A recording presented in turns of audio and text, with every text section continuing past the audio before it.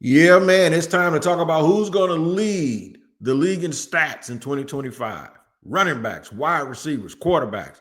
We'll talk about all of that today here on Locked On NFL. The barbershop is open and Tony Wiggins has a chair for you. He's ready with some real NFL talk. The local experts of Locked On bring their expertise, and Wiggy is ready with his clippers and shears. Sit down and enjoy. The new Locked On NFL starts now. Locked On Podcast Network. Your team every day. That is the absolute truth. It is your team every day here on Locked On NFL. We thank you for making us your first listen. I'm Tony Wiggins, the host of the Locked On NFL podcast, where we use clips from around the Locked On Podcast Network to talk about the biggest stories of the day in the NFL. And today it's David Harrison Day here because it's Wednesday. My man from Locked On Commanders is here with us right in the middle of OTAs. So we're going to make sure we get this all tight for everybody and get it out to them. All right, so here's what we're going to talk about today. First of all, wherever you get your podcast, make sure you tap in and listen to Locked On NFL. If you watch or listen, make sure you tap into that location every day. We're going to talk about the quarterbacks. Who's going to lead the league in stats? Who's going to be that dude that didn't get the MVP, by the way, like Joe Burrow was last year? We'll talk about that this year in both the AFC and NFC. Running backs. I might have a surprise, at least in one of the conferences. The obvious thing is to take Derrick Henry and Saquon Barkley and say they're going to repeat. Maybe not. We'll discuss that one too right in the middle of the show. But we're going to start with the wide receivers. There's a lot of good wide receivers. I wanted to maybe mention Brian Thomas Jr. here, but I'm going to make sure that we don't accuse me of being biased today. A lot of good wide receivers in the National Football League this year. Yeah.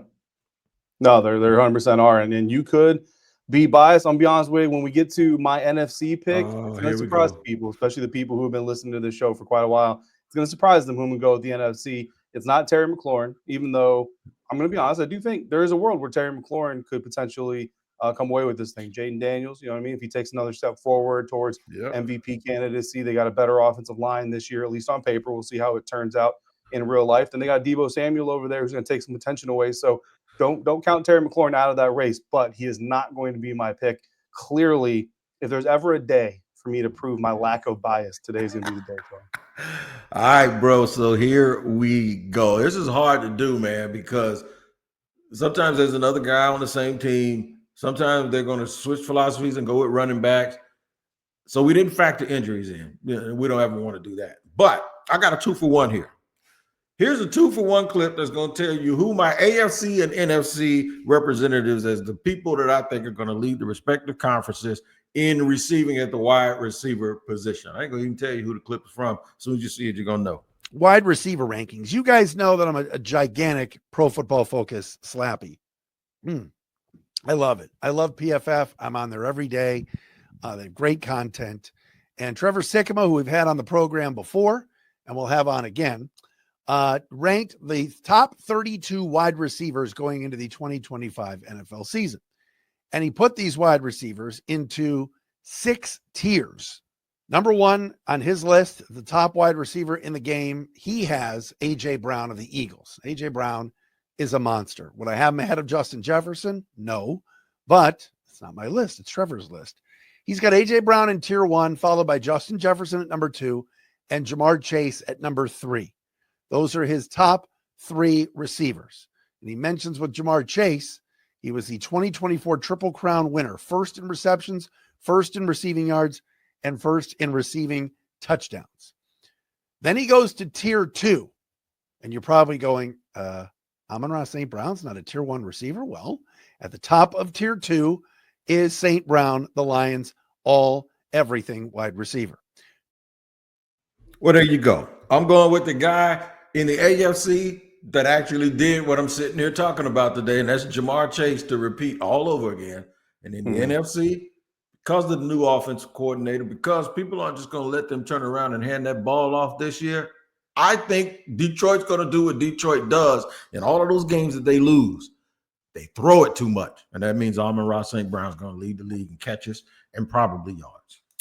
Yeah, so draft Amon-Ra St. Brown in your fantasy league, but maybe don't pick the Lions to win every single week is basically what Wig is telling you. Look, man, on the AFC side, I mean, you can't argue with Jamar Chase, right? Like Jamar Chase, he's that dude. He's the number one guy. Like I could try to go against the grain and maybe be like Tyreek Hill, maybe they have a resurgent year and the Dolphins start throwing the ball again and doing all these things. But, bro, it's Jamar Chase. It's Jamar Chase until it's not Jamar Chase, and I believe it's going to be Jamar Chase. Now, in the NFC, this is where we're going to get a little bit different, Wig. Here we go. Talked about Terry McLaurin, talked about how he's got a new running mate that's going to take some attention for him. He's got a quarterback that's looking to take a step in the MVP race and all that stuff. Well, there's another receiver in the NFC East that has a new running mate, that has a quarterback that would love to get back in the MVP conversation. That, of course, is CeeDee Lamb, Dallas Cowboys. They got Pickens over there. Dak Prescott's trying to come back healthy. Obviously, everybody's got a lot to prove there in Dallas. Dak Prescott wants to prove that he's still the quarterback there because, look, there's a reality here at the end of this next season. So next offseason, 2026 offseason, the Cowboys decide to go a different direction at quarterback, maybe restart their whole system, all that stuff. Pickens is a free agent, all those things. So CeeDee Lamb, always one of the more productive receivers in the NFL when he's healthy and when he's available. If he has a fully healthy season, and if Pickens can control some of his antics enough to stay on the field and become a threat for the Dallas Cowboys, I just don't know how you could defend both those receivers all the time. Each of those guys is going to eat, but I think CeeDee Lamb is still the primary. He's going to be the primary. There's no battle for number one there. It's CeeDee first. And like Jamar Chase on the Bengals, he might have his 1A or his 2, whatever you want to call him, but he's going to be the top dog, and I think CeeDee Lamb has a really good shot to be the leading receiver in the NFC this year. There's a common thread in all of the guys. We both agree with Chase, right? And Chase has a $30 million dude on the other side in Higgins, and he's had that for a couple of years. Well, CD has needed that, right? So now he's going to get that. And when people sit there and wonder, how can this work? Well, guess what? It's going to work because the dude I just picked also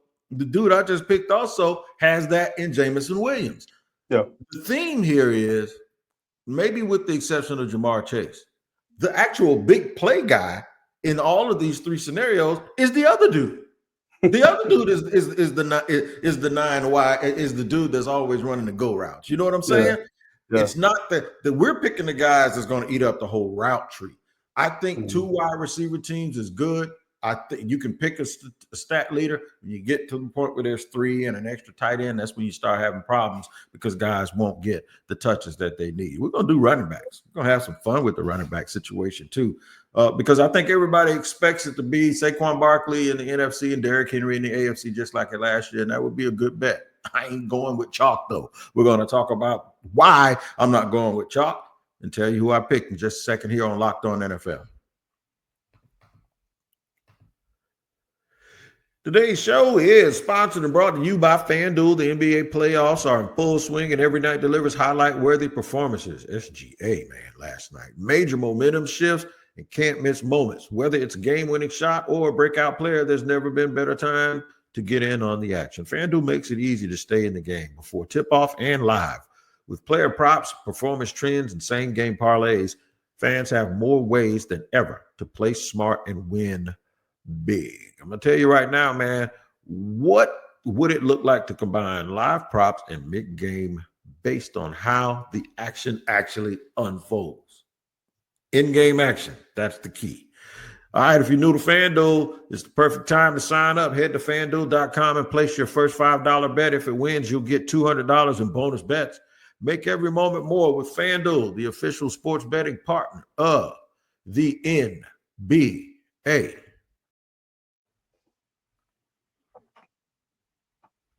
All right, rocking and rolling. We're making some predictions here on stats for the 2025 NFL season. We have gone wide receiver. We are going to go running back. I'm going to start in the NFC. In fact, I'm going to start in the NFC East where David covers the Commanders every single day. And just go ahead and concede that, Saquon Barkley is probably going to win the rushing title again.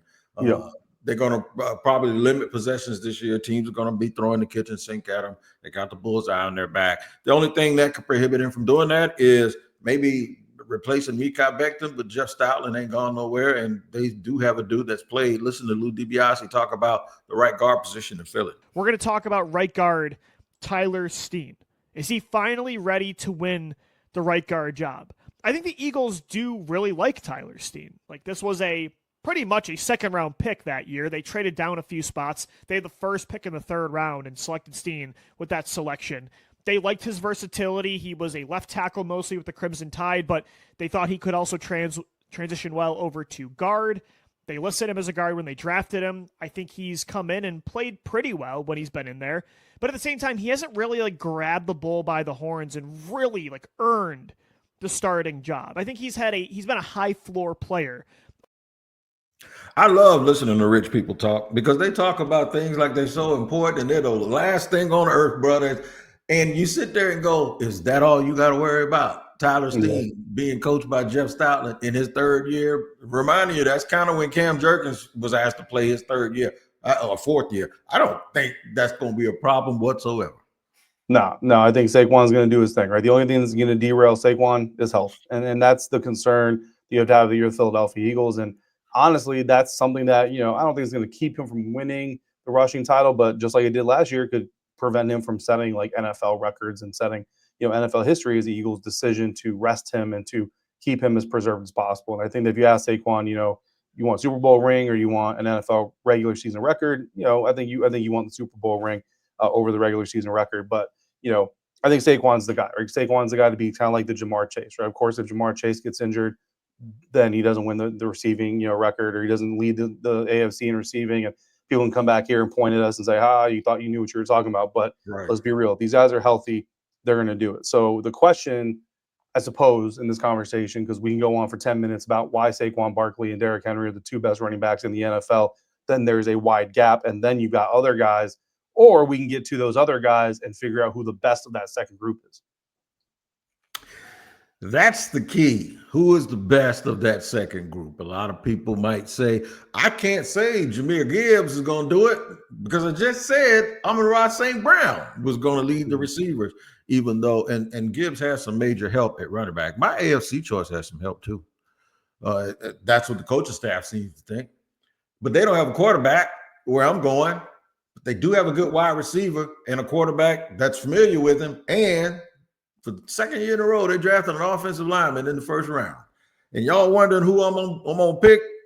I want you to listen to my man, John Lee Butchko, for the second day in a row, tell you about my pick in the AFC. I think Breece Hall is going to be a key player for the Jets in 2025. And it's interesting. It's kind of funny to say that because Aaron Glenn in a recent media interview kind of suggested Breece Hall's role might be cut back a little bit. He talked about how the Jets are going to go with a kind of a three-headed monster out of the backfield where they'll be splitting carries between Breece, Braylon Allen, and Isaiah Davis.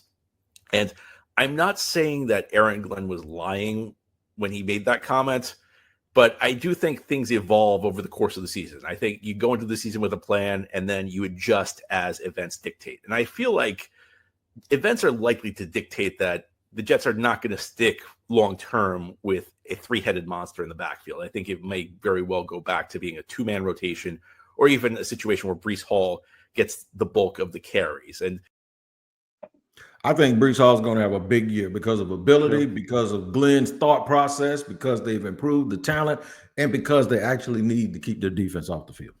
Yeah, 100%. I mean, I think Breece Hall is a really good choice. I'm going to go a little bit, I suppose, riskier, a little bit maybe spicier. I'm going to go with a young guy who has yet to get an NFL carry. I'm going to go with you stole it. Las Vegas Raiders out of the AFC. You know what I mean? Look, I think that when you look at Pete Carroll, when you look at Geno Smith, like it's pretty clear to me anyway that Geno Smith is not a quarterback that's going to rise all your ships. What he's going to do is rise with the tide, with all your ships, right? But he's not going to be the one, he's not going to be the rainmaker, right? He's not going to bring all of that juice himself. So they need other people around him to make the offense hum the way that it needs to. They got an elite tight end who would have been rookie of the year if Jaden Daniels didn't have arguably the best rookie year in any sport in history. So they've got that locked down. Ashton Genty, I think, brings them another dynamic. And obviously, look, running backs are a little bit dependent. They need blocking, they need holes, they need all this other stuff. But if the Raiders can go ahead and get that kind of stuff for him, then I think, he's got a chance. He's got a chance to really take the league by storm here in his rookie season. It's a little bit bold because, again, I haven't even seen him take like a training camp rep, you know what I mean, yet. Right. But I just believe in the young man's talent that much. And also, it's a little bit, too, you look at the rest of these guys, and, like, if we're talking total yards, then there's some other names you got to talk about and you got to put into that conversation. But we're talking about ground yards. I think Genty potentially could be that guy. And there's a kid named Amarion Hampton right there in that same division that might also have something to say about that because Yep. Their coaches really, really love to ground and pound and run the football. All right, so here's what we're going to do. We're going to transition a little bit to quarterbacks. And when we transition to quarterbacks, I'm going to warn y'all, David Harrison is going to talk for 7-8 minutes straight, and I ain't going to say one word because that's by design. I want him to get his off.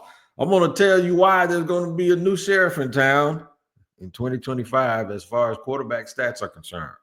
We'll talk about that in just a second here on Locked On NFL.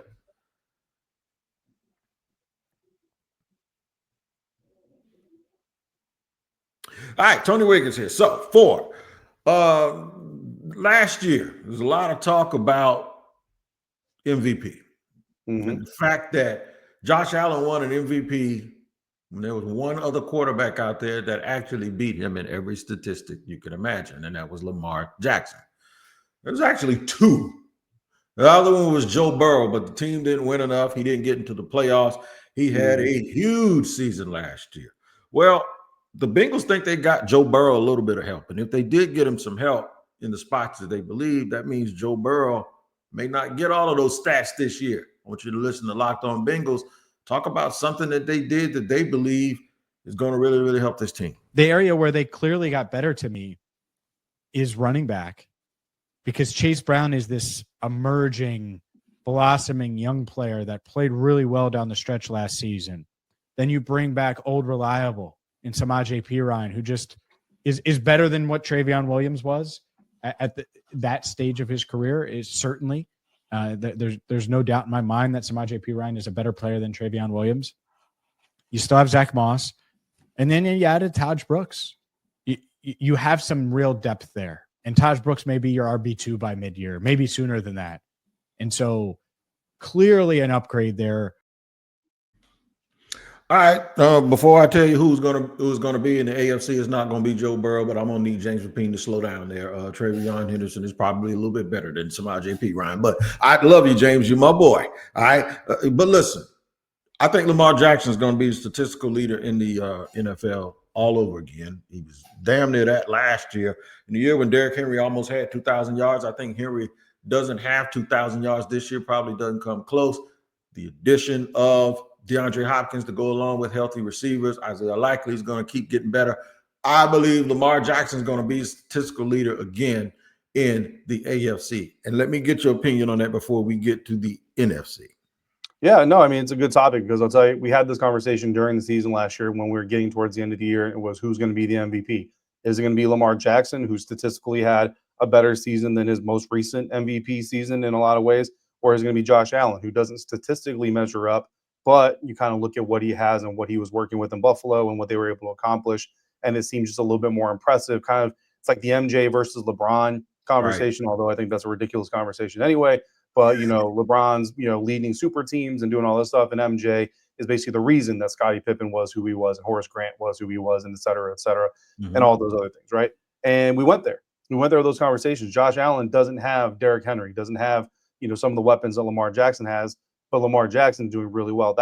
It's kind of a double-edged sword with quarterbacks here. When you look at Lamar having Derrick Henry, the fact that Derrick Henry was there, and the fact that a running game from a running back as effective as his was helps the quarterback immensely, especially a quarterback like Lamar. Like, you play action, run action up the middle with Derrick Henry, the box is collapsed and Lamar's running around the outside with nobody out there to defend him. It makes his performance look a little bit less impressive after you take in the context, right? But then you look at Joe Burrow, who arguably probably the most valuable player on his team in 2024. Like, the Cincinnati Bengals are not sniffing a playoff berth without Joe Burrow. Now, the Baltimore Ravens are probably still good without Lamar. They're not as good. And the Buffalo Bills are probably not a playoff team without Josh Allen. So, like, how do you measure MVPs? Because with Joe Burrow's case, obviously wins and losses were quarterback stats, even though everybody would say Cincinnati Bengals didn't lose any game because of Joe Burrow. They lost games because of their defense. So, again, we can get into the theology of how you evaluate quarterbacks and who the MVP should be every single year and all that kind of stuff. But I think the key is, at the end of the day, you have to be someone who improves your team. Like, bottom line, that's the first step. If you want to talk about a quarterback, I don't care if you win 16 games in the season. If your quarterback does not make your team better just by his presence, he's not going to be an MVP candidate. And every candidate you hear about on the list every single year is someone who makes his team better, which is why, like, going back to the Ashton Genty conversation, you look at Geno Smith, can drive the car, but he's not going to turn the Ford into a Ferrari. You know what I'm saying? Right. So I think that's kind of the first step, and all these guys do that, along with, my NFC pick. You know who my NFC pick is. Yeah, we're gonna get to that too, because I had a little bit of a conundrum, because I was in a little battle in my head, and then you made it worse. You don't even realize you did that, by the way. You made it worse in segment 1, because what you did is you made CeeDee Lamb the stats leader.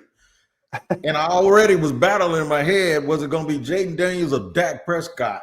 Because Dallas is going to be a passing team. And then when you made Lamb the stats leader, I say, well, who throws the stats leader at wide receiver the ball? Perhaps it's the stats leader at quarterback. So while I was sitting there saying I was real comfortable with my selection, it wasn't Dak. So now I'm going to need you to tell me why, after you already said CD's going to be the receivers leader, why should I stick with Jaden Daniels and not go and change my mind before you put your ballot in? And I say it's Dak Prescott. Tell me why it's going to be Jayden over Dak. For 2 reasons. The first reason being, and I know it's not fair to hold it against him necessarily, but Dak Prescott has only finished 2 full seasons. He's only played 2 full seasons worth of games twice, or he's had 2 full seasons playing games in the last 5 years. The dude's been getting hurt. That's a very good. That's a good start for you, James. Yeah. I mean, David. Injury prone is not a stat. It's not a characteristic, right? But it is a reality. And Dak Prescott just looks like he's at a point where his body is not necessarily holding up. Now, this could be one of those years where he has a fully healthy season. He plays, all 17 games, if not 15, right? Whatever it is. So that's, and certainly I think Dak has an opportunity to be in that conversation. But the other thing I'll say too is the Dallas Cowboys have always kind of been a top-heavy organization. So one of the most underrated players, like NFL.com recently did an article about the most underrated players or underappreciated players in the National Football League. For the Dallas Cowboys, they picked wide receiver Jalen Tolbert. Why is wide receiver Jalen Tolbert one of the most underrated or underappreciated players in the league? Because the Dallas Cowboys are top-heavy, man. The Dallas Cowboys know who their stars are. They know who's going to make the best plays, the biggest plays, all that stuff, and that is who they zero in on. They kind of get tunnel vision. Meanwhile, you got Jaden Daniels over here in Washington, who really only had one big-time playmaker in his receiver room, being Terry McLaurin. Terry had a career year, set some franchise records, did some really good things last year with Jaden Daniels. We look forward to him expanding on that this year. You also add in Deebo Samuel. But when we had the conversation surrounding the number 2 receiver here in Washington, all year long, you ask the team, who's the number 2 receiver? The answer is yes. I don't know. We're going to figure it out. One week, it was Noah Brown. The next week, it was Olamide Zaccheaus. The next week, it's Jamison Crowder. The next week, it's Zach Ertz. The next week, it's this other guy. And it just rotated. And at the end of the year, it was Diami Brown for a lot, because I know that because now he's in Washington, right? It just depended on the matchup. It depended on who got open. Jaden is a quarterback. The Commanders are an offense that are going to, in the old school term, take what the defense gives you. If you're going to leave Luke McCaffrey open all day, we're just going to feed Luke McCaffrey 5 balls for 85 yards and a touchdown. If you're going to leave Terry McLaurin one-on-one, we're going to burn you for 7 catches, 140 yards, and 2 touchdowns.